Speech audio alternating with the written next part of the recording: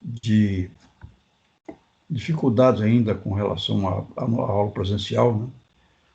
Vocês estão acompanhando e as possibilidades de a gente iniciar as aulas presencial não são tão próximas, né? E isso se faz, então, necessário a gente continuar nesse sistema que é menos eficiente que a aula presencial. A aula presencial, então, é indispensável, né? Indispensável. Então, estamos trabalhando aqui um sistema limitado, mas que torna possível a gente trocar uma ideia, trocar conhecimento, ir usando pelo menos essa hora e meia da semana para crescer no conhecimento, aprofundar, assimilar e principalmente fixar esses conhecimentos tão profundos, porque a mediunidade é um conhecimento bastante profundo, é bastante profundo. Então, ao continuarmos trabalhando só com aulas pelo vídeo, e não é possível a presencial, estamos, pelo menos, usando esse tempo de 1h30 na semana, numa realização conjunta aqui, nos dedicando juntos, para um objetivo nobre, um objetivo necessário, né, importante, que é o aprofundamento e a fixação desses conhecimentos preciosos e profundos que é da mediunidade. Então, busquemos ter, né, essa compreensão e nos animar nesta atuação nas aulas, né, para estarmos aqui juntos, né, estarmos aqui buscando usar, pelo menos, o que é possível, o que dá para fazer, né, até que a mediunidade, até que a pandemia minore e dê condições a que esse processo, o início das aulas presenciais, né. Então, é um momento, é uma realidade, né, que requer uma fixação no que está acontecendo, né? Estamos sendo levados a agir dessa forma e peço a colaboração, peço a boa vontade e buscar essa participação para que continuemos, né, neste uso do tempo precioso, dessa forma que é possível para todos nós, né? Então, obrigado a todos e, queridos amigos, queridas amigas, vamos então iniciar. Tem mais essa noite, se quiserem falar alguma coisa, se quiserem fazer algum detalhe, alguma colocação, é sempre preciosa essa colaboração de vocês, essa participação é sempre preciosa. Estamos abertos, então, a que isso aconteça, né?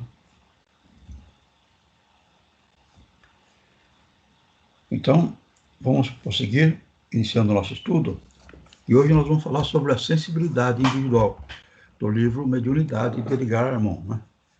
A sensibilidade individual. Então, iniciando aqui o estudo, vamos ler. Já falamos da sensibilidade de um modo geral e agora vamos estudá-la mais particularizadamente e de um ponto de vista mais científico. Existem o mundo físico e o mundo hiperfísico, que é o sobrenatural, e as diferenças entre as diversas manifestações de matéria, energia e espírito resultam de ordens variáveis e vibrações. No universo, tudo vibra e se transforma, ora evoluindo, espírito para energia, energia para matéria, ora evoluindo, matéria para energia, energia para espírito, e nessa perene transformação, os mundos se entrelaçam harmoniosamente, formando um todo uno e indivisível. Então, nós, com a doutrina espírita, aprendemos que essa ligação nossa, humana, com as outras espécies que compõem a vida, elas se interligam, né? Que é a humana, a animal, a vegetal, a mineral, todas elas se interligam. Havendo, então, um processo da evolução da matéria, né? Que ela vai crescendo em termos de qualidade e vai se transformando numa condição menos dura. Então, a pedra, a parte mineral é menos é mais dura do que a parte vegetal, né? Que é mais flexível. A parte vegetal, então, que não tem movimento só as madeiras, assim, né? Já na parte animal, já é mais flexível, a parte animal que se movimenta, né? Que busca comida. E aí, então, chega um ser humano que é mais leve, né? Mais sutil, mais capaz de pensar. Então, numa religação, assim, que, em termos genéricos, que é da matéria poder se transformar em energia, ela é energia condensada. Então, agora nós sabemos, a matéria é energia condensada. Então, ela pode se transformar em energia. Ao se transformar em energia, ela vai ficar fluídica, né? Ela vai ficar, não mais matéria, ela vai ficar fluídica. Então, a matéria se transforma em energia e a energia se transforma em matéria. São condições do mesmo conteúdo, né? Do mesmo conteúdo que é a nossa condição de crescer tanto do vegetal para um animal, como do animal para o mineral, né? E nós para a angelitude, né? Para a angelitude. Então, nós vamos trabalhando e a mediunidade é um meio para essa realização, né? Para a angelitude. Que, então, vai levando uma sutilização da matéria através do esforço que nós fazemos. Nos reinos vegetal, mineral, animal, vegetal e animal, não tem uma análise do que o cachorro fez, do que o cavalo fez, como é que ele levou o dono dele, ou a planta, como é que ele enfeitou a casa. Não tem essa análise, porque não existe consciência. Então, a planta não tem consciência, o animal não tem consciência. Né? Nós, humanos, temos consciência, então é feita uma análise. Esse processo, então, é feito nessas reinos, né, pela análise do plano espiritual, que é competente para isso, de uma forma diferente. E no nosso caso é feito em relação ao nosso comportamento, ao nosso estudo, à nossa dedicação, à nossa evolução como pessoas mais pacientes, mais tolerantes, mais dedicadas, mais estudiosas, né, e mais úteis para o meio que nós vivemos. Correto? Ficou claro? Alguma colocação a mais? Né? E assim, então, está essa evolução da humanidade. E a matéria vai se transformando em energia e energia em espírito. Assim, resumidamente, conforme o autor coloca aqui. Né? Mas é importante fixarmos que não há retrogradação. Né? Não há retrogradação. Nenhum animal vira planta e nem planta vira mineral. E nenhum ser humano vira animal. Não existe essa realização que os hindus acreditam, né? E na área, nos povos orientais, outros acreditam que pode nascer vaca, nascer outro animal. Né? Isso não acontece. A doutrina espírita deixa claro, não há retrogradação. Nós podemos parar, estacionar a nossa evolução. Podemos não crescer, não melhorar. Mas volta, retroagir não pode. Por que não pode? Porque não tem sentido. Se a gente melhorar, começar a praticar o bem, ser bom, ser um Chico Xavier, por que a gente vai então começar a roubar, a causar dano? Não tem sentido, né? Quando você atinge um nível maior, você se sente tão bem, tão pleno, tão fortalecido, que não tem sentido você voltar. Então, qualquer passo que nós damos no sentido de melhorar é definitivo. Não tem retrogradação, não tem retrogradação. Né? Fica claro? Então, vamos prosseguir. Voltando ao físico e ao hiperfísico sobrenatural, quando as vibrações entre os dois mundos se equilibram, se sintonizam, ligações íntimas se estabelecem em maior ou menor ressonância. E essa sintonia, a ressonância, é um estado que você fica no mesmo tipo de pensamento da pessoa que você tem relação. Aquela pessoa que você pensa igual a ela, tenhamos opiniões semelhantes a ela, seja para causar dano, seja para causar o bem, há uma ressonância, há uma igualdade da maneira de pensar. Isso é ressonância, né? Então, vou voltar ali.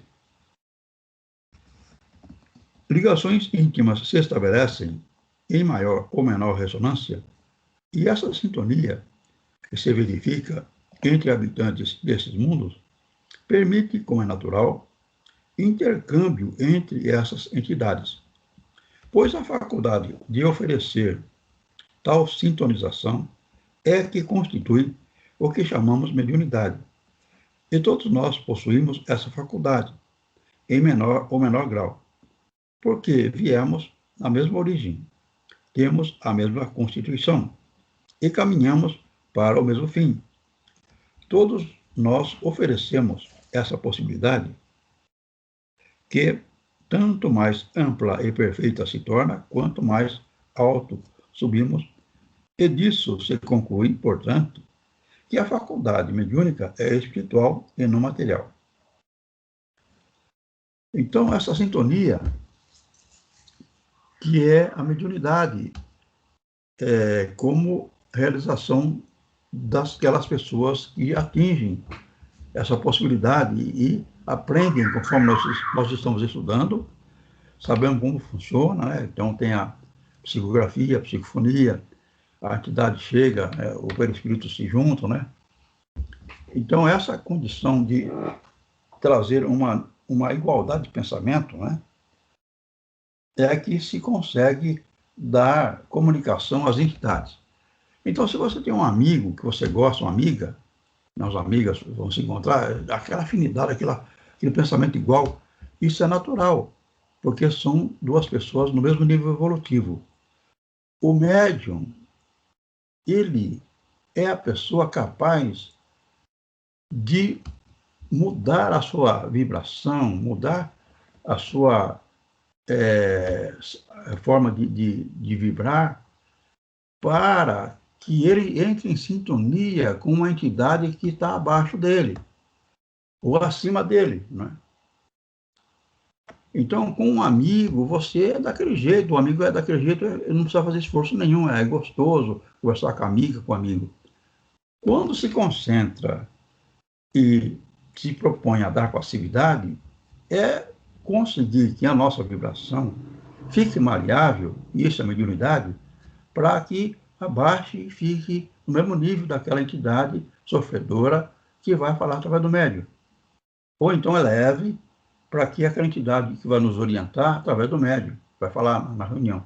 Então ele muda essa vibração para ficar como se fosse querer fazer amizade, né? Como se fosse querer fazer amizade com um plano mais elevado. Dá para entender? Está correto? Tá bom? Alguma colocação? Fique à vontade, né?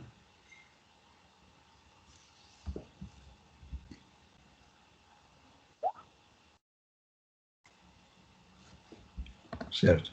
Então vamos prosseguir. É verdade que o que se julga é coisa diferente, sendo para muitos ponto aceito que a mediunidade é fenômeno orgânico, mas acreditamos que isso seja resultado de haverem encarado o problema somente do ponto de vista objetivo e não sobre o transcendente. André Luiz, que reputamos grande autoridade sobre realidades da vida espiritual, afirma o seguinte: mediunidade não é disposição da carne transitória, e sim expressão do espírito imortal. Então ele está colocando aqui que o espírito é que comanda o corpo, né? Então realmente o espírito é o comandante, mas o corpo físico é uma realidade, né? Você tem que se alimentar, você tem que estar preparado em termos de pensamento, de serenidade, não estar com o coração abalado, né, para ir numa reunião.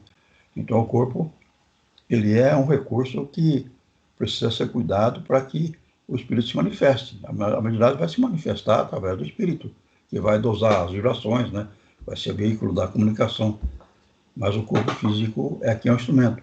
O perispírito, inclusive, é parte física, né? Que vai se expandir e entrar em contato com o perispírito da entidade e dar a comunicação. Ora, se todos somos médiuns sensíveis, porém, em maior grau, às vibrações de outros planos, o primeiro sintoma, vamos dizer assim, dessa faculdade será a sensibilidade individual. Prosaicamente, admitimos que um indivíduo rude, pesado, maciço, sente menos, isto é menos sensível, ou melhor, menos sensitivo que outro de constituição mais delicada. É admissível também que um lutador de boxe seja menos sensível que um poeta e um pintor, verdadeiramente artista, muito mais influenciável pela beleza das coisas que um açougueiro, né? Um pensador mais do que um gangster. Isso não quer dizer, é óbvio, que determinadas profissões afastem a possibilidade mediúnica, mas sim que a dificuldade não se manifesta em grau apreciável, a não ser em organizações individuais apropriadas. Então, a atividade da pessoa influencia, né, nessa forma de usar o pensamento mais suave, ou mais prático, ou mais bruto, né? Mas não quer dizer que limite a pessoa, né? Não qualifica, porque eu frequentei um centro espírita e um dos bons dirigentes que tinha era o nosso açougueiro. Ele vendia carne, cortava a carne o dia inteiro, né? E era um bom dirigente, né? Não quer dizer, então, mas normalmente há uma carga, uma sobrecarga nas influências da maneira da pessoa pensar, conforme o Edgar Armand está colocando esse trecho, né?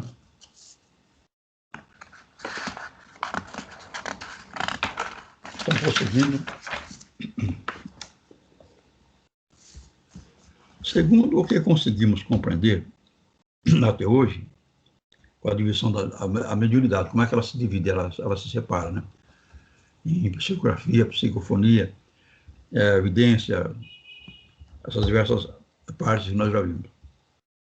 Então, ele está dizendo, segundo o que conseguimos compreender até hoje, e para a maior facilidade do estudo que estamos empreendendo, dividimos a mediunidade da seguinte forma. Quanto à natureza, é dividida em natural e de prova. Então, a natural seria a admissão que nós vimos, a mediunidade de admissão, ele chama aqui de natural. Quer dizer a mesma coisa, porque a admissão, ela já vem com a missão, ela reencarna a condição natural, então não vai pegar a missão, ela veio com o nascimento, né? Então é natural.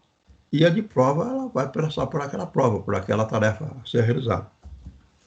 Quanto ao fenômeno, agora ele vai colocar quanto ao fenômeno, quanto à mediunidade em si, né? Ele classifica em lucidez, que seria a de incorporação em efeitos físicos.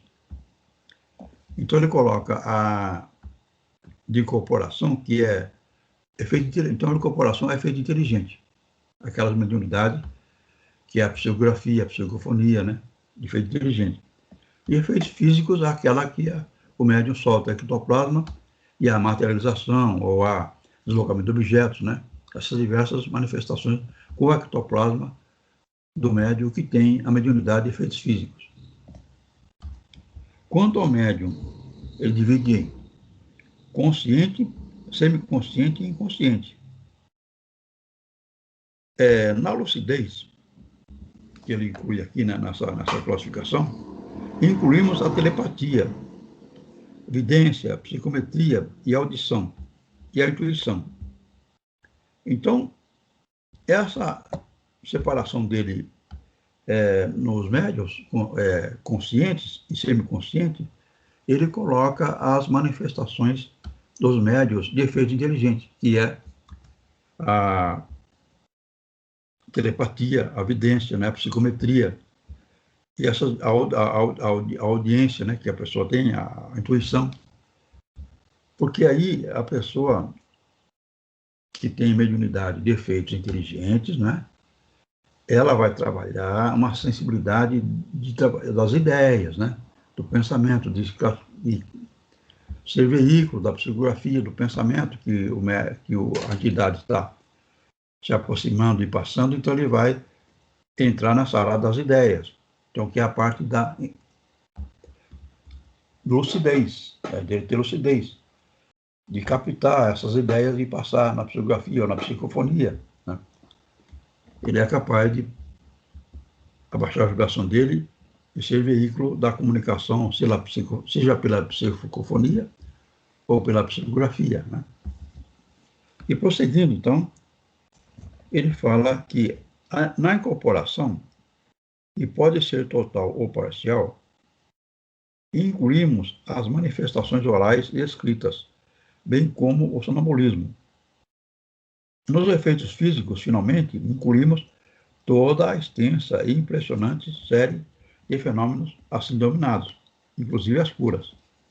Essa divisão é puramente pessoal, nada ortodoxa, mas, como dissemos, facilita o estudo, sendo, além disso, simples e aceito na prática.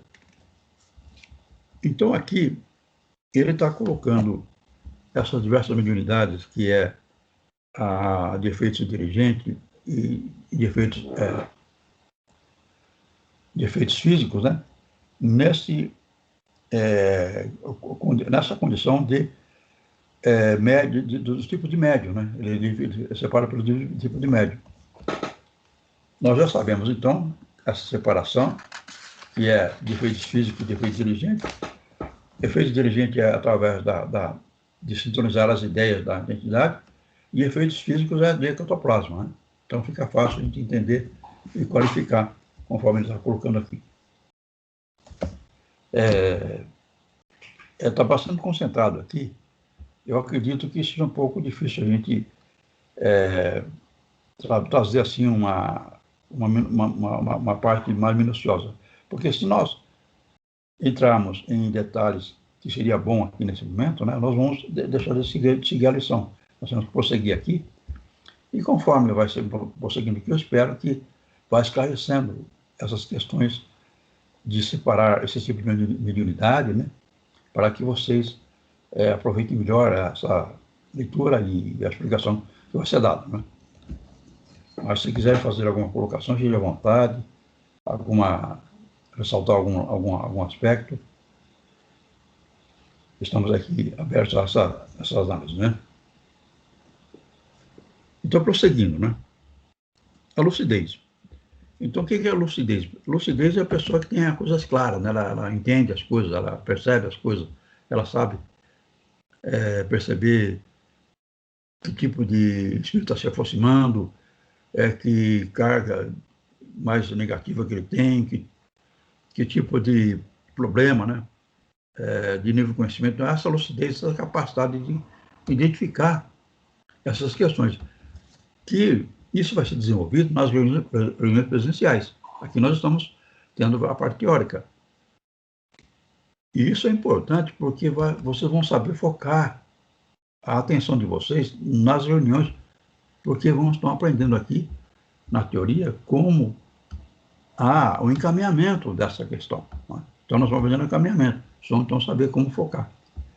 E aqui então ele esclarece, que é a explicação dele, com relação à lucidez, que Richer, que é um cientista da época de Kardec, né, daquele tempo, né, ele definiu a lucidez como sendo o conhecimento por um indivíduo de um fenômeno qualquer, não perceptível ou cognoscível pelos sentidos normais, fora de qualquer transmissão mental, consciente ou inconsciente. Com essa definição puramente científica, quis o eminente investigador dizer que se trata de uma faculdade espontânea, não ligada aos sentidos físicos e não dependente de efeitos telepáticos, faculdade do próprio indivíduo, independente de interferências externas e que se manifesta por si mesma. Em uma palavra, a intuição. Então, essa intuição, essa lucidez, é uma capacidade de você perceber coisas além do que está sendo falado, além do que está sendo visto.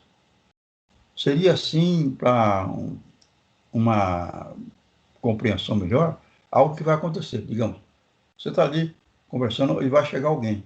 E você fala, poxa, eu vou lembrar de tal pessoa, parece que eu vou ver ela, né? E daqui a pouco ela chega, né? Então você teve a capacidade de captar uma aproximação, né? Que não estava presente. Então você tem essa intuição. Você percebe que você tem que ir na casa de alguém, né? Ir na casa de alguém. E aí, nessa casa, ela precisava da sua visita, né? Precisava de conversar com você. Uma mãe percebe que o filho tá passando uma dificuldade, está doente em tal lugar. Ela vai lá, o filho está doente. Então, é uma intuição. Então, essa área da lucidez e da intuição são capacidades que você desenvolve para saber as coisas além do que está sendo falado, além do que está presente, do que você está vendo, né? Que é típico da mediunidade, né? Vocês médiuns estão se formando ao estudarmos isso, devem dar valor e perceber fatos que vão acontecer com vocês que diz respeito a essa capacidade de perceber algo que não está sendo visto, algo que está fora do alcance, do conhecimento de quem está ali naquele momento, né? Então, é algo precioso, algo de valor, né?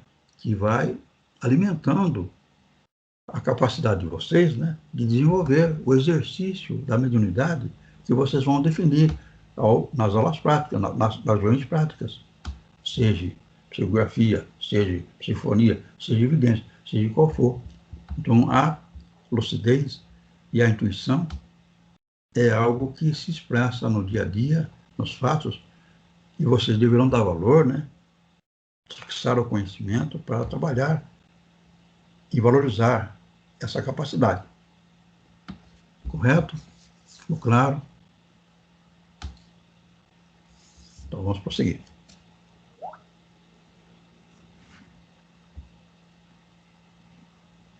Sim.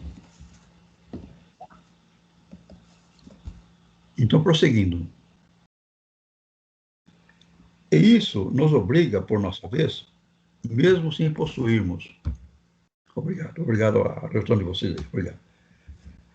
E isso nos obriga, por nossa vez, mesmo sem possuirmos a autoridade científica do insigne mestre, que é o Richer, né, a definir a faculdade, o que fazemos para nosso uso, da seguinte forma: lucidez é a faculdade mediante a qual os médios podem ver, ouvir e conhecer, além dos sentidos comuns e dos limites vibratórios da luz e do som, naturais do mundo físico. Isso não se pode materialmente explicar porque está ligado ao conhecimento quadridimensional, que ainda nos escapa neste plano, mas tentaremos esclarecer por partes alguns aspectos mais acessíveis do problema. Então ele coloca aqui que para dizer como isso se dá, como é que a pessoa é capaz de saber alguma coisa que vai acontecer, alguma coisa que está distante, então ele coloca o lado da área quadridimensional, né?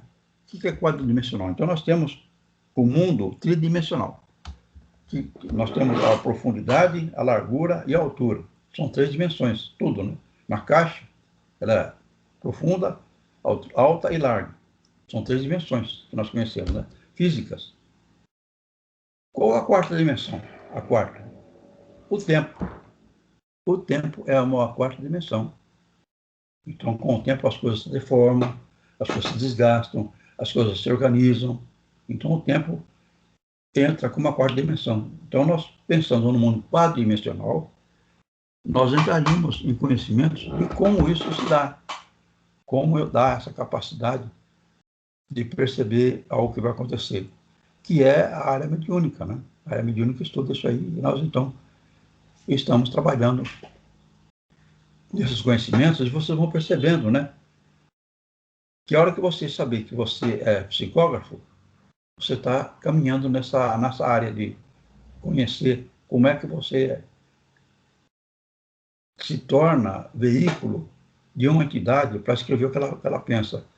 Aí você vai se acostumando com isso, você vai dominando isso, você vai sendo um médio cada vez melhor, você vai entrando no conhecimento dessa área. Né? Correto? Tá bom? Então vamos prosseguir. É sabido que o olho físico, como o ouvido físico, somente alcançam determinados limites da luz e do som, e que esses limites não são iguais para todos, isto é, há pessoas que veem e ouvem mais que outras. Não se trata de nada orgânico, constitucional, mas de maior capacidade de percepção, de sensibilidade, de suscetibilidade espiritual. Vivemos dentro de um verdadeiro mundo de vibrações diferentes, das quais a maioria de nós somente percebe, ou melhor, responde a uma pequeníssima parte. Então, as coisas são vibrações, né? Nós vemos, então, com Einstein, né, que tudo é vibração, ele se processa dentro de vibrações. E, então, ele inclui o tempo, que ele até ele percebeu isso, porque havia um movimento, estudo do movimento. Então, o deslocamento do objeto, analisava o deslocamento do objeto. E ele, quando caiu numa escada, ele percebeu que ao cair da escada, não era só ele caindo da escada. Ao cair da escada, a Terra está girando. Então, ele não caía reto, ele caía girando, se movimentando. Então, ele colocou esse elemento a mais, que é o tempo que ele demorou para cair e o tempo que a Terra girou, colocando, então, o começo dessa análise na física, né? Nós estamos aqui estudando na área espiritual. Isso, então, coloca, né, a questão da sensibilidade de cada um em relação a, por exemplo, um fato mais ou menos claro, né? As mulheres enxergam as cores, definem as cores, com mais facilidade que os homens, né? Os homens veem as cores de uma forma mais grosseira, as mulheres veem mais os diversos tons da cor com mais facilidade que os homens. As mulheres têm mais gosto pelas cores, preferem mais as cores, as suas roupas são mais coloridas, né? As dos homens são mais escuras, mais cinza, mais preta, né? São diferenças da capacidade de perceber as cores. Essas diferenças de capacidade, né, são de pessoa a pessoa. Não são todas as mulheres que enxergam as cores da mesma forma. Não são todos os homens que enxergam as coisas da mesma forma. Essas variações são as nossas capacidades de perceber o mundo, de perceber os fatos. Isso teve certa sutileza em uma colocação de uma pessoa. A pessoa percebeu essa sutileza no que ele falou, então é uma qualidade de percepção que você vai desenvolvendo. Então os médios trabalham nessa área, dessa percepção, dessa capacidade de sentir, de estar atento e de perceber as variações. Então às vezes são capazes de falar uma palavra uma pessoa adequada, porque perceberam a necessidade de falar aquela palavra. Então uma sensibilidade, uma percepção que vai desenvolvendo com esse conhecimento, com esse estudo, né? Com esse exercício. Vocês vão focando esses lados, né? Que são necessários e importantes para essa área de evolução da mediunidade. Então, fique à vontade de fazer alguma colocação, algum acréscimo, né? Espero que esteja entendendo, acompanhando. Se te ampuser um prisma, então colocar um prisma. O prisma é aquela, parece uma pirâmide, né? Uma pirâmide de 3 lados, 4 lados, aliás, 4 lados. Um prisma. Então, se nós colocarmos um prisma, né, que é uma peça dessa, aos raios solares, então você coloca esse prisma, que é de um material transparente, né, de um plástico como vidro, ou então do próprio vidro, um vidro de vidro, digamos, vamos falar de vidro. Coloca lá esse prisma, que são 4 lados, aquela ponta, naquela pirâmide, e recebe a ação do raio do Sol. Né? Vamos colocar, então, passando pelo prisma. aos raios solares, obteremos sobre uma superfície neutra uma projeção luminosa de cores diversas e básicas, denominada aspecto solar. Você, então, deixa a luz solar entrar só por uma fresta, só um buraco lá. E essa luz que passa por aquele buraco, então o Sol não vai entrar mais lá, só naquele buraco. Passa por esse prisma. O prisma divide a luz do Sol nas cores que compõem a luz do Sol, igual o arco-íris. O arco-íris faz isso, né? O Sol bate nas gotas de água, da chuva, e essas gotas dividem a luz solar naquelas cores. Então, você vê a luz solar até aquela cor amarelada, digamos assim, uma cor esbranquiçada. Mas ali tem elementos, né, de fótons, né, em vibrações, gerando todas as cores que estão no arco-íris. Se você faz isso com o prisma que está colocando aqui, você vai dividir. A luz solar que vai entrar por uma fresta, passar pelo prisma e dividir nessas cores iguais ao do arco-íris. Então, prosseguindo nessa colocação dele, então ele fala: determinadas pessoas fixarão os limites dessa projeção em dado ponto, e outras os marcarão em pontos mais amplos. Uns verão o violeta atingir pontos mais afastados, outros menos. E igual circunstância ocorrerá com o vermelho. Em suma, todos demonstrarão percepção diferente. Então, ao ver essa forma de separar as cores que compõem a luz do Sol, que entrou ali e bateu no prisma, um vai ver mais o vermelho, outro vai ver mais o azul, outro vai destacar mais o violeta, outro vai ver mais o amarelo. Cada pessoa fixa mais uma área daquela faixa de cores. Né? Cada pessoa vai ficar uma faixa, um ponto diferente, uma cor diferente. Aquele, porém, que determinar limites mais amplos nos dois extremos de campo da projeção, esse terá forçosamente maior poder de visão. Então, aquele que vê 5 cores, aquele viu uma faixa de 7 cores, outro de 8 cores. Quanto mais cores você... percebi o azul, percebi o vermelho também, percebi o azul claro, percebi o roxo, né? O outro só percebe o amarelo e o vermelho. Então, esse tem menos acuidade na percepção da visão, dando as diferenças das pessoas, nas suas capacidades de enxergar. Quanto à audição, então, agora eu falo da audição. Essa parte então, da visão, da parte da perceber as cores, nessa experiência que ele está colocando aqui, de fazer um buraco, a luz do Sol entra naquele buraco, bate no prisma, divide nas cores do arco-íris, e cada um vai perceber uma quantidade de cores diferentes. Né? Ficou claro, né? Está falando das diferenças pessoais, né? Estou focando isso. Está valorizando a capacidade de percepção de cada um. Então, vamos prosseguir. Agora fala sobre a audição. Quanto à audição, dá-se o mesmo, produzindo-se um som excessivamente grave ou excessivamente agudo, em local onde estejam várias pessoas, alguns o perceberão, outros não.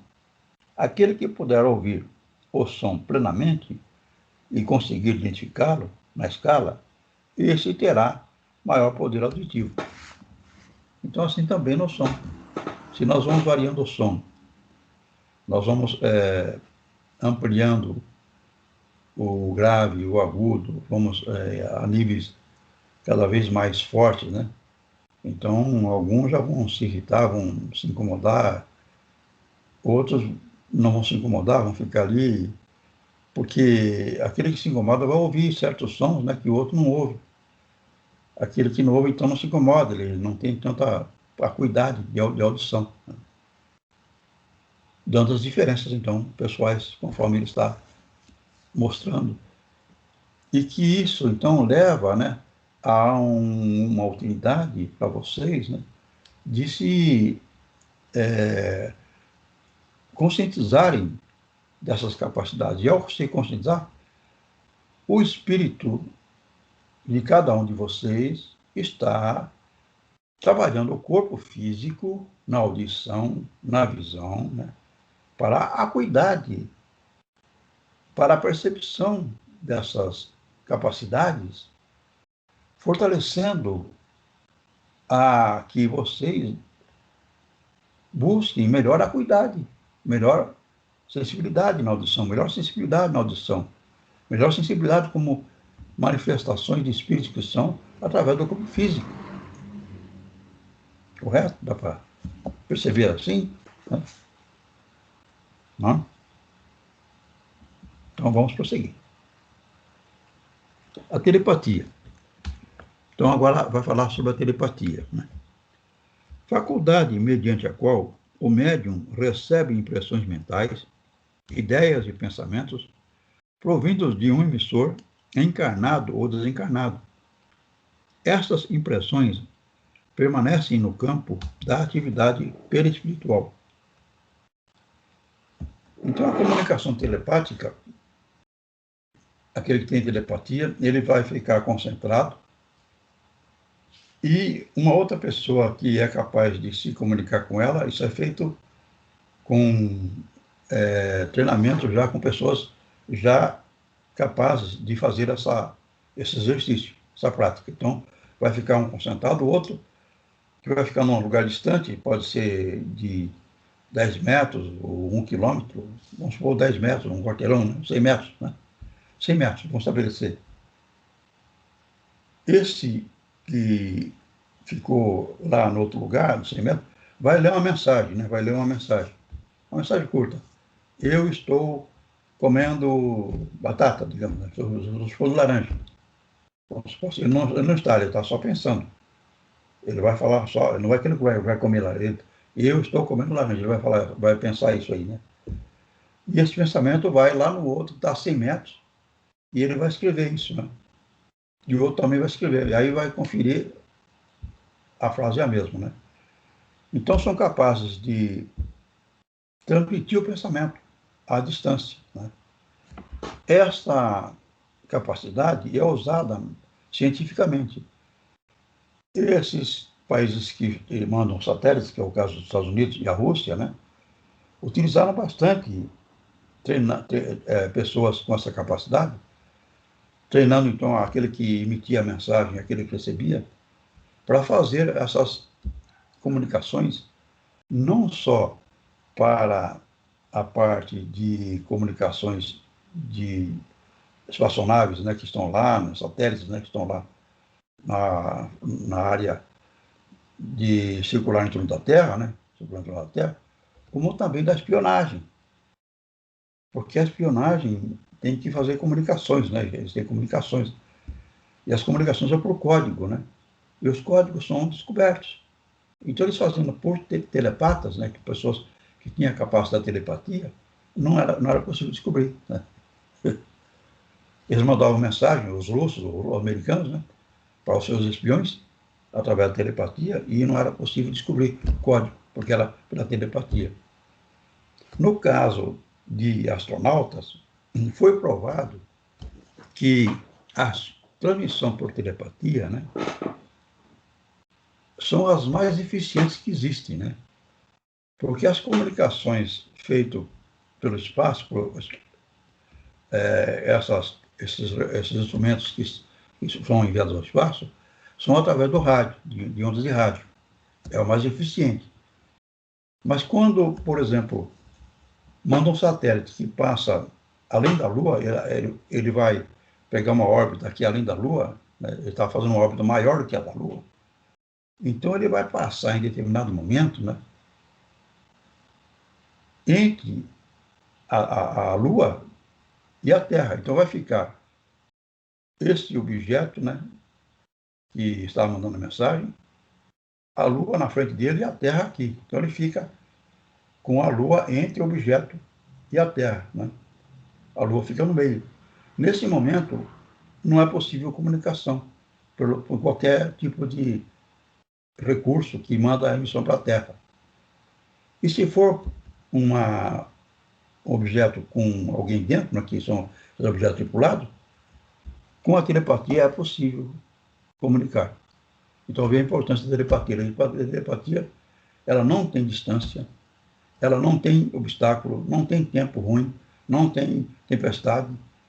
A pessoa consegue comunicação perfeita pela telepatia. Ficou claro? Deu para entender? Né? Certo? Então, é um recurso que a pessoa pode desenvolver. Inclusive, os russos e os americanos desenvolvem para ter esses trabalhadores nessas áreas e nesses astronautas que vão para o espaço. Então, prosseguindo. A vidência, também chamada clarividência, é a visão hiperfísica, né? A visão feita no plano espiritual.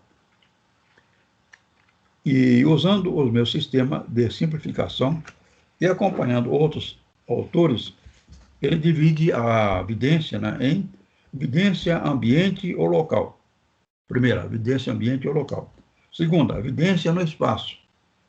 Segunda, então, a primeira ambiente local, a segunda no espaço, e a terceira, vidência no tempo, né? Agora ele vai falar sobre essas vidências, né? Então, a vidência, ela, no caso da local, ele explica, né?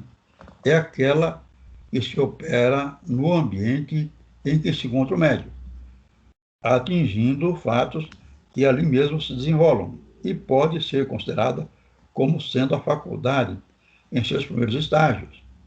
O médium pode ver espíritos presentes, cores, luzes, formas. Pode ver também sinais, quadros e símbolos projetados mentalmente pelos instrutores, invisíveis ou qualquer espírito no campo da visão.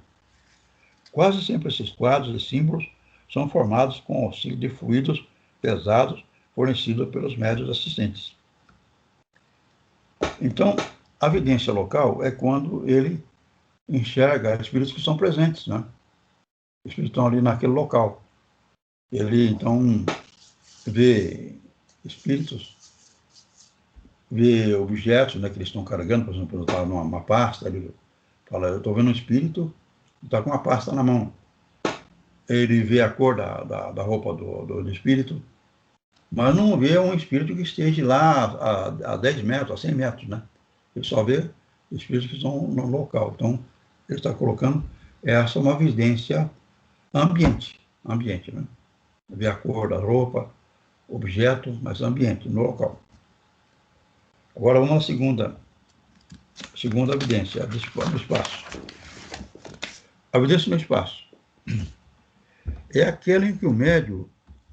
Preciso botar um pouquinho de água.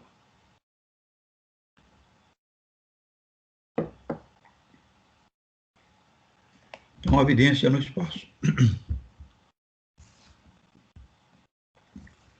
é aquela que o médium vê cenas, quadros, sinais ou símbolos em pontos distantes do local de trabalho.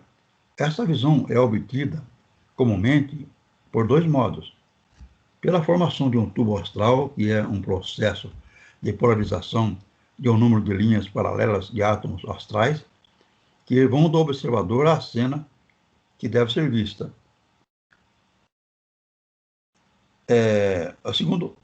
Então, primeiro vamos falar isso aqui. Então, essa visão à distância, ele coloca que pode ser feito, então, aí vai ser de 20 metros, 100 metros, né? Ele vê através de um tubo que é feito transmitindo a imagem que está lá, a distância para o médium, né? Então, ela é feita através de um tubo. Esse tubo, então, se compõe de recursos que transmitem a imagem que está lá a 100 metros, digamos, né? E o médium vai ver, né? E ele vê, então, a imagem reduzida. Ele vê uma média menor do que ela é na realidade.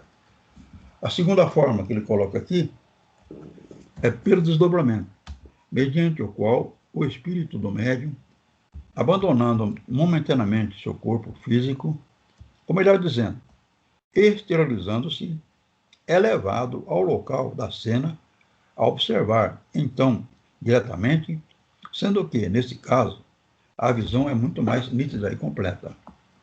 Quando o médium não tem ainda desenvolvida a capacidade de desdobramento, os próprios instrutores o mergulham em sono sonambúlico e, nesse estado, o transportam aos lugares desejados.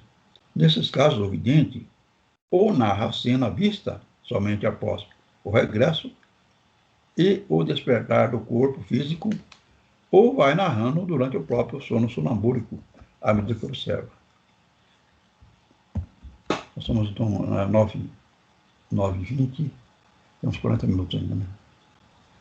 Então, nesse primeiro caso, então, é um tubo feito que transmite a imagem. Nesse segundo caso, ele sai do corpo e vai lá, a 100 metros, e vê lá.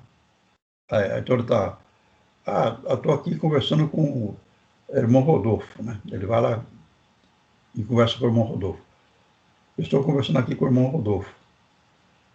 Então, ele está descrevendo o irmão Rodolfo. Ele está com uma roupa preta, né? Ele está de óculos. Ele está vendo lá e está descrevendo o irmão Rodolfo. Ele está vendo, né? É só uma evidência. E essa transmissão, ele pode estar fazendo lá a 100 metros, vendo o irmão Rodolfo e falando que ele está de batina, digamos, preta e de óculos. E falando através do corpo dele que está aqui parado, né? Então o corpo dele ficou aqui, está com os olhos fechados, está em descanso, falando, eu estou vendo o irmão Rodolfo aqui, que está, digamos, lá na Praça Afonso Pena, Praça Afonso Pena. Está lá na Praça, estou aqui na Praça Afonso Pena e estou vendo o irmão Rodolfo aqui, está de batina preta e de óculos. E o corpo dele está falando aqui, ele está vendo lá. Então ele saiu, foi lá ver, né? Ou pode ele não estar falando. Ele vai falar depois que ele voltar para o corpo. Aí que ele voltou para o corpo, despertou, aí que ele vai falar, eu vi o irmão Rodolfo, né? E conversei com ele lá, né? Então, as duas situações, mas tanto ele falando ao mesmo tempo que ele está vendo, estando lá na Praça Afonso Pena, como ele voltando, então é a evidência dele ir lá ver, né? Não viu através do ele foi lá ver, e viu e falou, certo? Correto? É claro, né? Então, vamos prosseguir. Vamos ver aqui, então, se tem muita matéria ainda. E o tempo ruim, né? O tempo está correndo. Psicometria.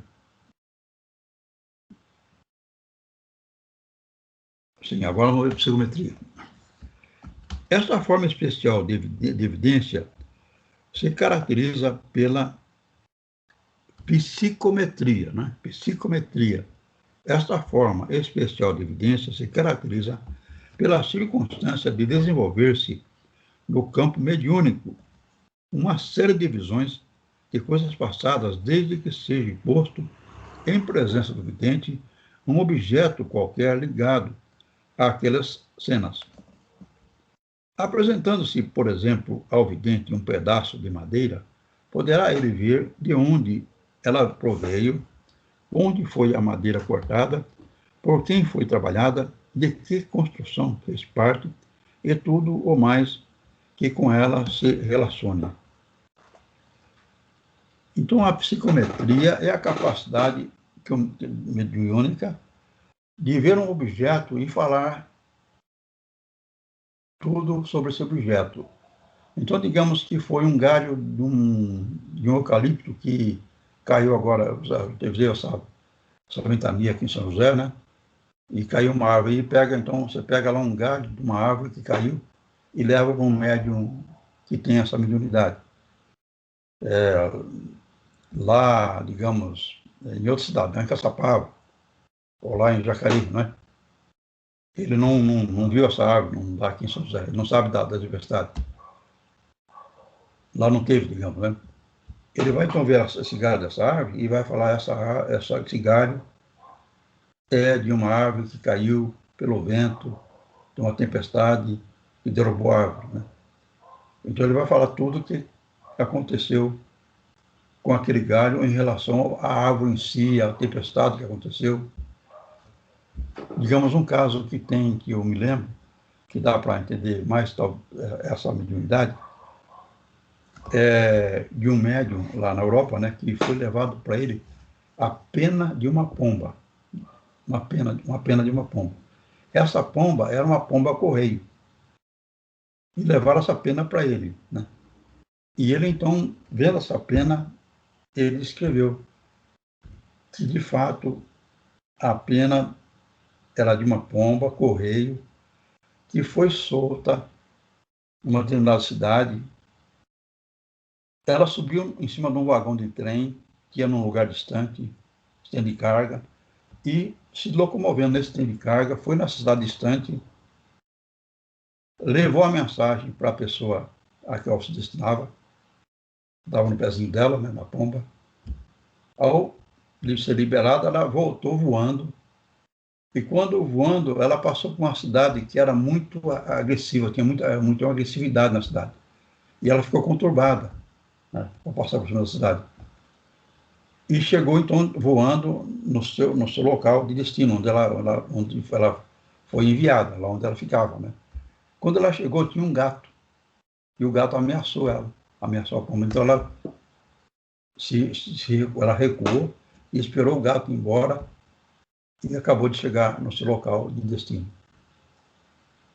E o médium, vendo a pena, descreveu tudo isso, né? Então, daí vocês têm uma ideia dessa mediunidade, né? Descreveu tudo isso, vendo a pena que ela tinha subido em cima do trem, foi em tal cidade, deu a mensagem, voando, sentiu aquele desconforto em cima da cidade, que é mais briguenta, tem mais confusão. Chegou, teve a dificuldade com o gato. Então, essa é a psicometria, né? Fica claro? Né? Então, continuando, ainda falando sobre psicometria, né? Outro caso aqui da psicometria que ele descreve, que é segundo se diz, obrigado então, pelo retorno, segundo se diz, o célebre romance Últimos Dias de Pompeia, de Lord Bulwer Lytton, foi escrito dessa maneira. Então, esse célebre romance Últimos Dias de Pompeia foi escrito com um psicómetro, né? Uma pessoa que tinha psicometria. Ele visitou a cidade foi destruída pelo vulcão Vesúvio, né? Lá perto de Roma, né? Ele visitou a cidade em ruínas daquela cidade e tomou lá na cidade, naquelas ruínas, né, um fragmento, um tijolo, né? E usando esse tijolo, né, como polarizador, viu desenrolar-se no seu campo de evidência todos os acontecimentos ligados à destruição da cidade. Então ele foi lá, pegou um fragmento e, olhando esse fragmento, ele viu toda a destruição, o vulcão em lava, as pessoas desesperadas, se destruindo, e escreveu esse livro, Últimos Dias de Pompeia. Últimos Dias de Pompeia. Então, um livro num psicômetro, que pegou um pedaço da matéria lá em Pompeia, daquela cidade destruída, aqueles restos, né? E, com a sua mediunidade de psicômetro, escreveu o livro. Então, vamos ver o tempo aí, temos meia hora. Seguindo o livro aqui. Isso tem bastante.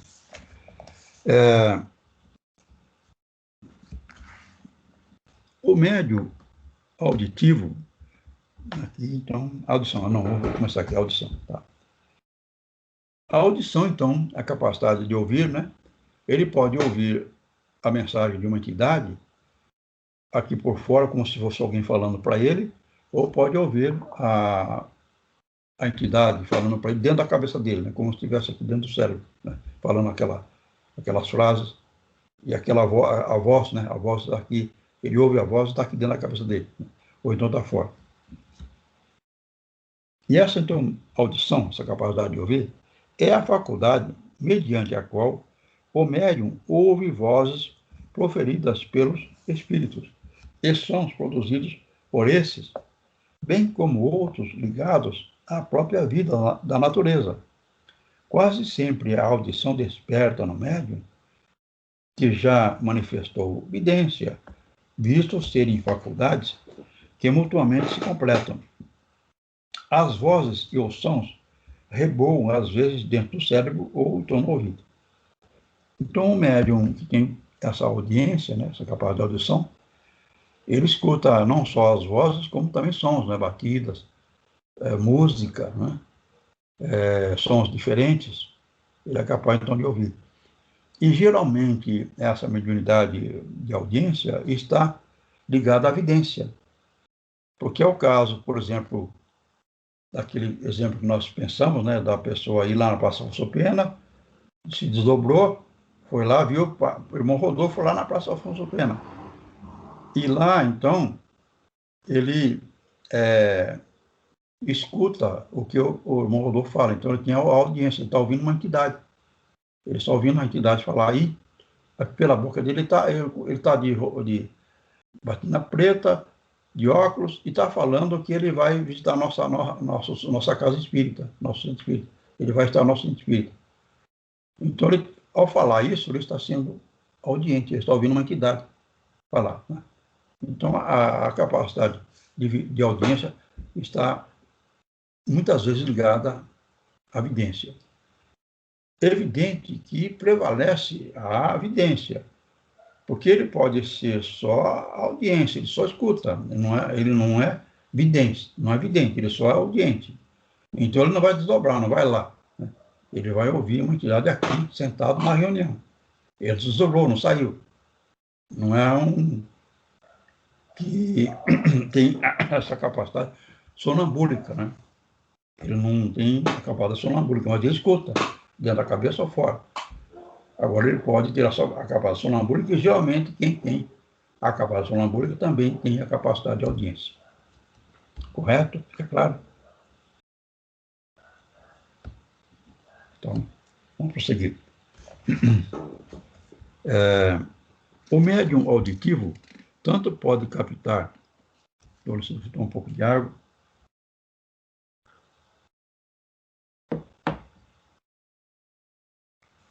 O médium auditivo tanto pode captar ondas sonoras provindas de espíritos desencarnados que deliberadamente se transmitem, como quaisquer rumores, vozes, palavras e até mesmo conversações inteiras provindas do mundo etéreo, mesmo quando não sejam emitidas deliberadamente para seu conhecimento. Aberto seu campo auditivo para esse mundo referido, o médium poderá captar muita coisa do que nele se passa, de forma mais ou menos perfeita, segundo sua própria capacidade de audição. Então, o médium que tem essa capacidade de audiência, ele poderá ouvir sons que não são emitidos para ele. Não é uma entidade que está emitindo um som para ele. Pode ouvir frases que são como se escutar a conversa alheia, digamos, né? Seria equivalente a isso, porque ele vai ouvir uma frase que não se dirige a ele. Então, o Edgar está colocando que o médium, então, dependendo da sua qualidade mediúnica, né, sendo audiente, poderá até ouvir conversas que não sejam dirigidas a ele. Agora vamos ver a intuição. Então, a intuição é essa capacidade de perceber coisas que não estão visíveis, né? Coisas que vão acontecer ainda, que estão fora da visão do que está acontecendo na frente, né? Então, no esforço da evolução, o homem veio do instinto, adquiriu mais tarde a razão e caminha agora para a intuição, que, todavia, apenas se vislumbra no horizonte. O momento que vivemos, em sentido geral, é de pleno domínio da razão, em que as forças intelectivas preponderam. Porém, alguns homens há mais evoluídos que já se governam, mais ou menos conscientemente, pelo uso desta faculdade mais perfeita.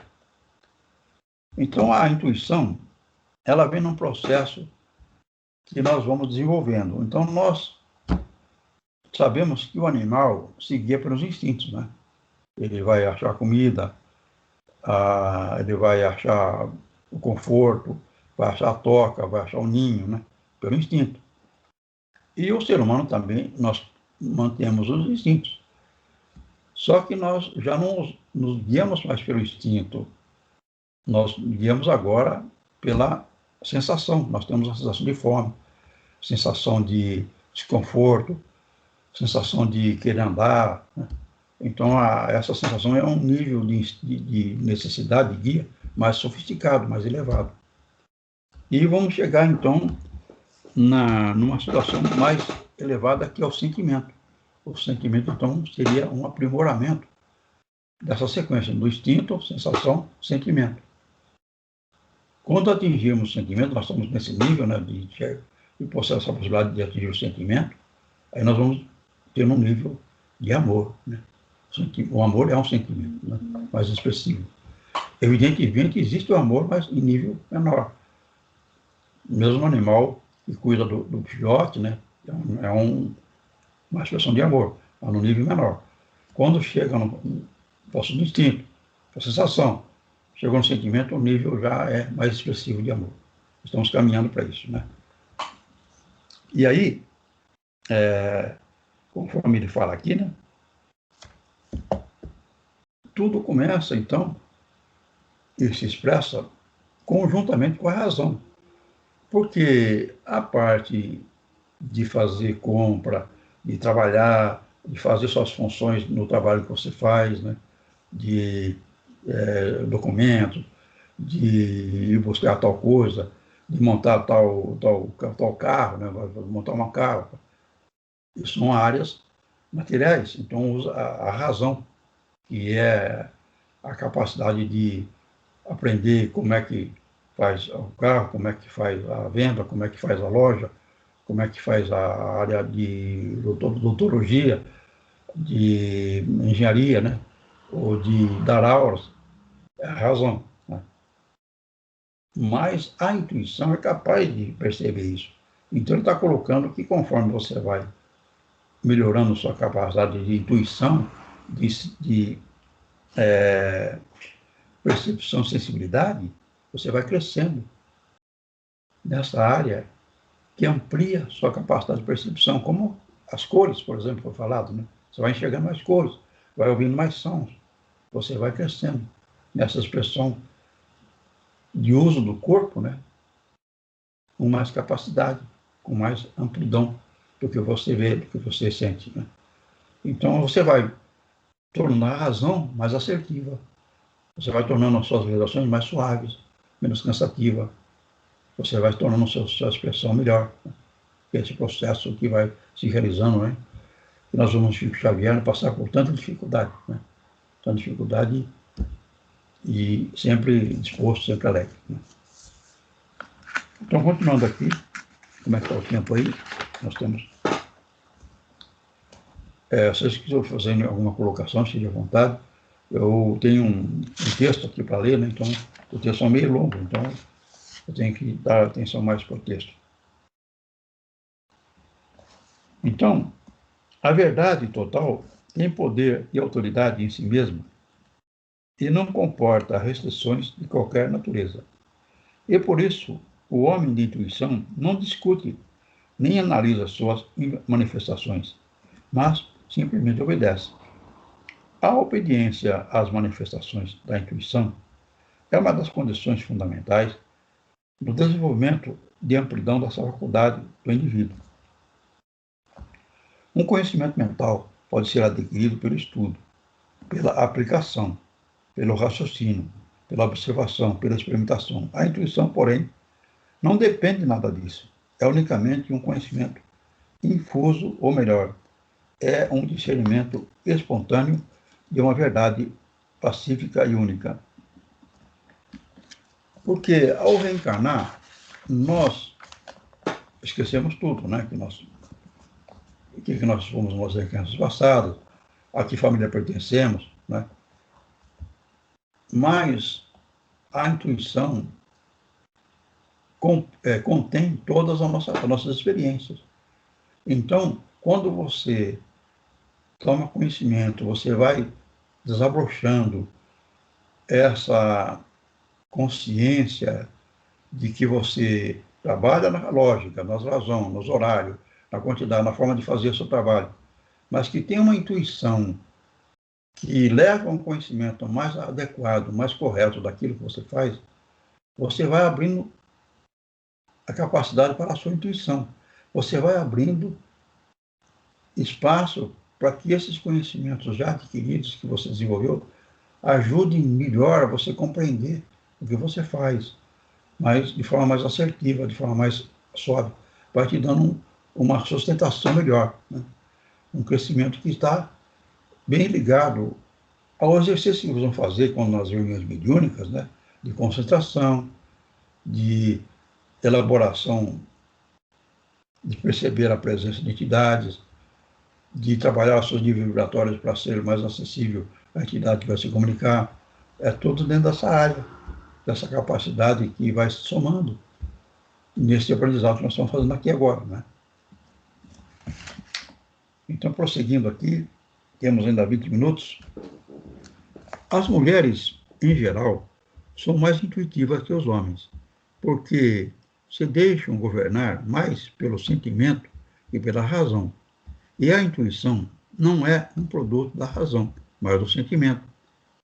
É mesmo um sentimento que se tem em certos momentos e circunstâncias, de determinado assunto ou determinada situação, e quanto mais aflitiva ou imperiosa e urgente for a situação, mais alto e rápida falará a intuição, apontando o verdadeiro caminho e a verdadeira solução. Então, um ponto que ajuda a entender a intuição é a mulher que tem mais intuição do que o homem, né? O homem é mais prático, é mais lógico, a mulher é mais sentimento. Então, o fato de a mulher ser mais sentimento, ela fica mais sensibilizada, ela sente mais certos gestos, certas ações do homem, da outra pessoa, da outra mulher. O homem já sente menos, né? Porque ele é mais prático, ele é mais razão.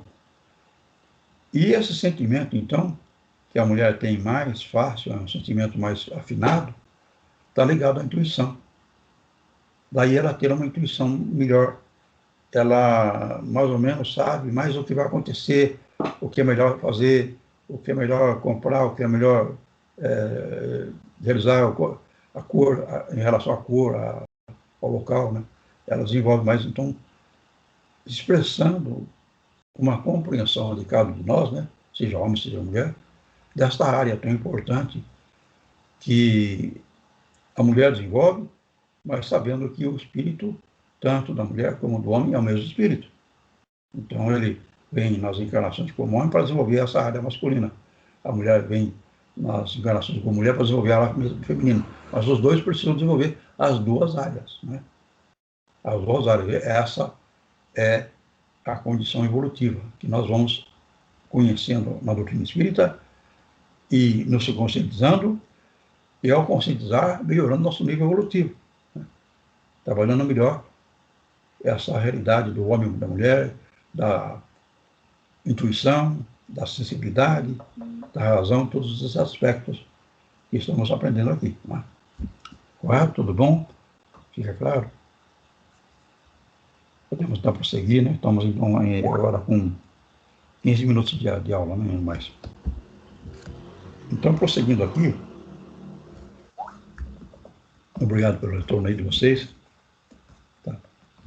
O apóstolo Paulo sempre se referia a homens que vivem debaixo da lei e que realizam atos de acordo com a lei, mas apontava sempre como verdadeiro o caminho da graça. Obrigado. Mediante o qual se deve ser honesto, não por haver leis contra a desonestidade, virtuosos, não por haver leis contra a licença, verdadeiros, não por haver leis contra a mentira, mas porque a graça eleva o sentimento humano e o purifica acima desta mesma lei, porque há um plano de vida espiritual, não afetada pela lei, um reino acima da lei, onde só imperam predicados do espírito emancipado no erro, né? Então, o apóstolo Paulo fala, né, dessa condição que coloca a lei como uma referência, porque Moisés, ele pegou os 10 mandamentos lá do Monte Tabor, nas pedras, né? E esses 10 mandamentos, então, era para ser seguido, né? Até hoje, né? Estamos aí para seguir esses 10 mandamentos. E, no entanto, ele fez as leis mosaicas, né? Por que ele fez as leis mosaicas se tinha os 10 mandamentos, né? Porque nós ainda não estamos preparados para seguir os 10 mandamentos. Nem hoje nós seguimos os 10 mandamentos, né? Quantas mortes tem por aí, quantas mentiras, quantas violências, né? Não estamos seguindo os 10 mandamentos, né? Imagina aquele tempo, né? Então, aquele tempo, o planeta estava passando de primitivo para prova e expiação. Então, ele faz as leis que tinha várias penas de morte, em várias situações, que você só olha no livro, no Velho Testamento, várias situações de pena de morte, porque ainda não cumpriam, não entendiam os 10 mandamentos. Quando então a pessoa segue só a lei, ela ainda está nesse nível que precisa algo mais pesado, né? Quando ela vai tendendo a seguir os 10 mandamentos, ela fica mais leve, fica mais suave. Então, você não falar, não roubar nada, não é porque tem uma lei que proíbe, que você vai preso, mas porque você não quer roubar. Você não enganar ninguém, não é porque tem uma lei aí que pode um advogado entrar com uma ação contra você, que você vai causar dano. Você não quer enganar, você não quer enganar, né? Você destruir a natureza aí, jogar o lixo num lugar que não é para jogar. Aí você não joga porque é proibido, vão enxergar, vão entregar você. Não, você não faz esse ato de jogar esse lixo nesse lugar porque você não quer fazer.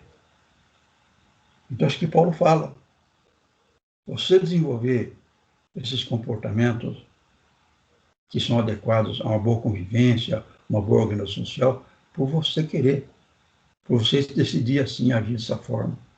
Então, isso você está atendendo, digamos assim, a grosso modo falando, para os 10 mandamentos, que Moisés, então, estabeleceu, né, essas leis para ir nos preparando para seguir os 10 mandamentos. Então, os fariseus ainda seguem essas leis mosaicas, né? Por essência, e deixaram Jesus de lado. Tanto é que nós seguimos Jesus, porque estão seguindo essas leis mosaicas. Nós vimos que lamentável isso acontecer, mas é o que acontece. Tem o direito de ser assim, né? Deus permite, né? E nós, onde é que estão as leis mosaicas para nós? São as leis civis, as leis que são executadas pelo judiciário, pelos advogados, pelos juízes, pela polícia. Eles equivalem à lei mosaica, né? Seria equivalente à nossa, né? Disciplina a sociedade para viver em condições de convivência.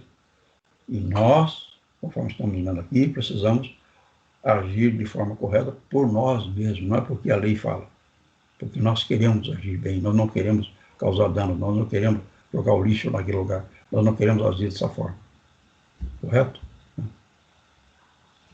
Então, como é que está o horário? Temos mais 10 minutos. Então, fique à vontade de fazer alguma colocação.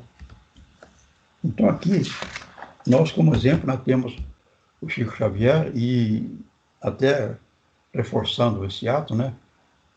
Eu vou dizer para vocês agora aqui sobre o Chico Xavier, com relação ao médium que chegou a esse nível dessa prática, né? No caso, quando o Valdo Vieira abandonou o Chico Xavier. Não sei se vocês se lembram de quem é Valdo Vieira, né? O Valdo Vieira é o médium que psicografava os livros junto com o Chico Xavier, né? O livro Evolução em Dois Mundos foi psicografado uma lição pelo Valdo Vieira, outra pelo Chico Xavier. Como que esse Valdo Vieira apareceu na vida do Chico Xavier? Então, se alguém souber, então eu vou falar aqui para reforçar esse fato, né? Que o Chico Xavier vivia lá em Pedro Leopoldo e conforme ele foi ficando famoso, ia muita gente em Pedro Leopoldo e formava no Centro Espírita aquela multidão de pessoas. E iam à casa do Chico Xavier, na casa da família dele, onde morava com os irmãos, com o pai. E ele, Chico Xavier, viveu isso com toda a intensidade, sem se negar a nenhum atendimento, a nenhuma tarefa. Mas a família dele não era de pessoas como ele, eram pessoas simples. Não suportaram essa pressão, essa agitação. E pediram para o Chico Xavier ir embora, né, das vezes do Leopoldo, para evitar essa pressão sobre a família, que não era de médio, né? E Chico Xavier entendeu correto isso aí, e estava, então, vendo para onde ir. O Valdo Vieira, que já psicografava livro com ele, lá em Uberaba, falou para ele para ir para Uberaba morar com o Valdo Vieira.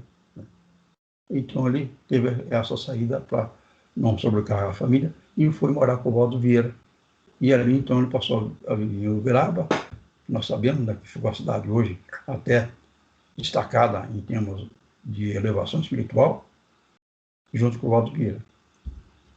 Aí foram para os Estados Unidos viajar, fazer divulgação do espiritismo. Foram para a Europa, foram para os Estados Unidos. Foram 2 vezes para os Estados Unidos. E numa dessa vez, na segunda vez, o Emmanuel avisou para o Chico Xavier que o Valdo Vieira ia abandonar o Chico Xavier. Iria parar de trabalhar com o Chico Xavier.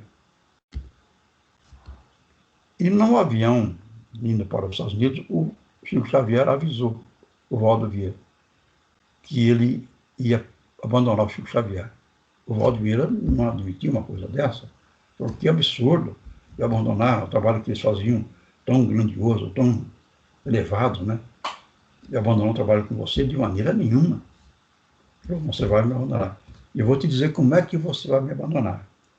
Nós vamos lá para os Estados Unidos e no final de nossa estada aí, nós vamos na Biblioteca Municipal de Nova York.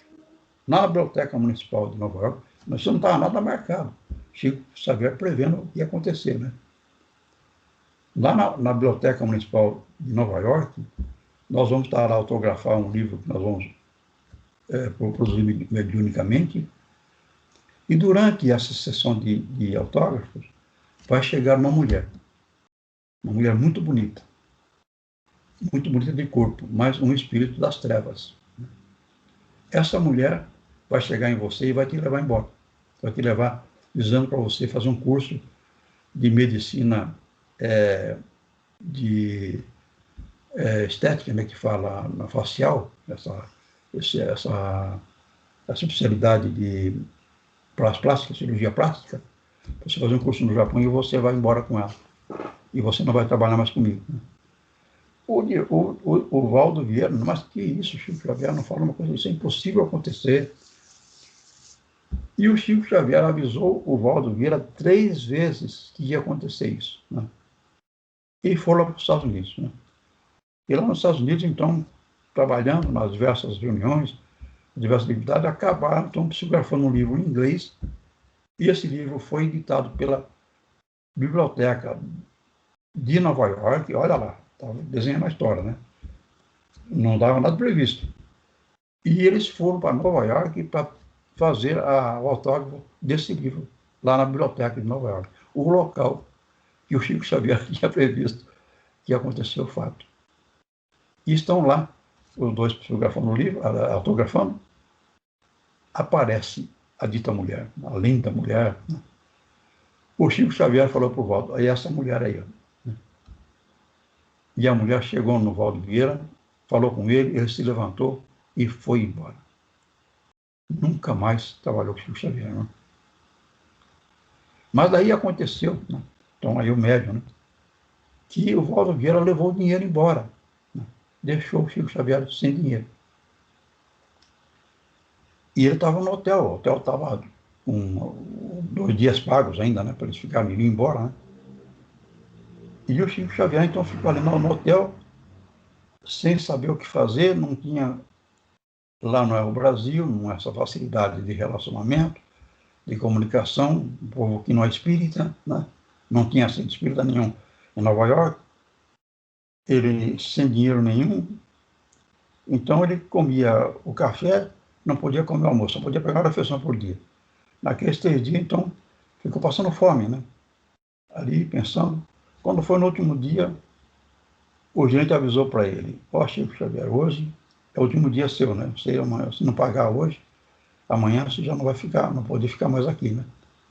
Já encerrou Eu preciso do quarto, eu preciso ocupar o quarto, né? E o Chico Xavier saiu para a rua, sem ter condições, sem ter com quem falar, sem ter dinheiro para um telefonema, e ali pensando.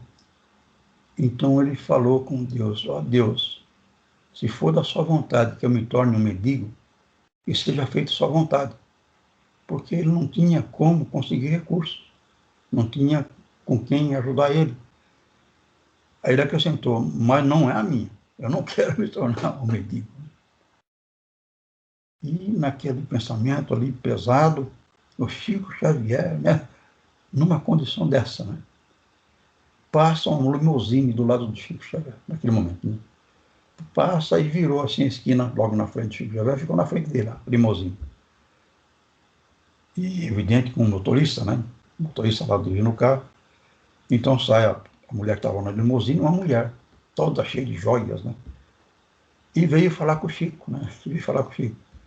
Aí veio falar em inglês, né? E então ele falou assim, oi, mostrando que ele não entendia. Aí a mulher começou a falar em espanhol, ela dava para entender o espanhol dela.